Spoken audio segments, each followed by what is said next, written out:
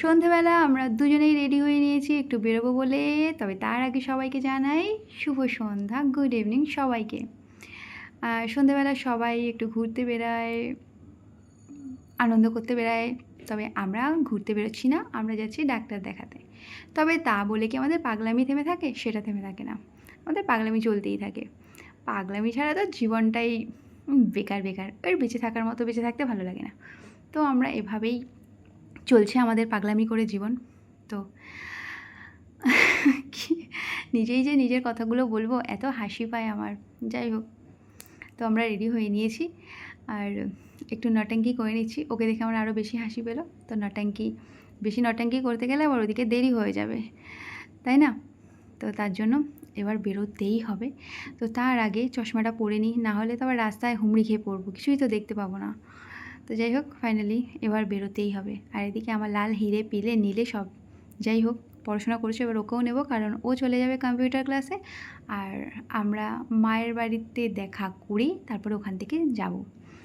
আর এখানে দেখো আমাদের মন্দিরে পুজো শুরু হয়ে গেছে, কারণ 8টার মধ্যে আরতি হয়ে যায়। তো পুজো হচ্ছে আর এইখান থেকেই চলে যাব। আর এসে ডাক্তার দেখানো কমপ্লিট হয়ে গেছে।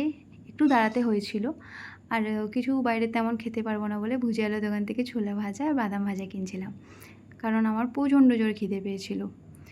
আর তাই কেনা হয়ে গেছে। আর মায়ের বাড়ির দিকে যাচ্ছি, তো মায়ের কাছে গিয়ে ছোলা ভাজা বাদাম ভাজা দিয়ে একটু মুড়ি খাবো। এই যে চলে এসেছি আমরা আমাদের বাপের বাড়িতে। তো এটাই হলো আমাদের সেই সবথেকে প্রিয়, আমাদের শান্তির, আমাদের ভালোবাসার জায়গা, আমাদের ছোটোবেলার ঘর। তো মা দিয়ে দিয়েছে আমাদের ছোলা বাদাম দিয়ে মুড়ি। বোন কিছুতেই খাবে না, তাও ওকে মা জোর করে দিয়েছে, কারণ ও এগুলো খেতে চায় না, খায় না, বাদাম তো খায়ই না। আর এখানে মা আর বেটিতে মিলে কিছু একটা বলছিল, আর সেটা ছিল ভীষণই হাস্যকর। তো আমি মজা নিতে নিতে সেটা ক্যাপচার করেছি। ওদের ওদের গল্প কাহিনী শুনে আমার বেশ মজা লাগছিলো, আমি এন্টারটেন হচ্ছিলাম। ওরা এমন এমন কথা বলছিল, তো ভীষণ হাস্যকর ছিল ব্যাপারটা। তো সেটা আমি আর শোনাচ্ছি না। আমাদের সবারই তার কাটা অ্যাকচুয়ালি, আমাদের এরকমই একটু হাসি মজা করতে ভালো লাগে।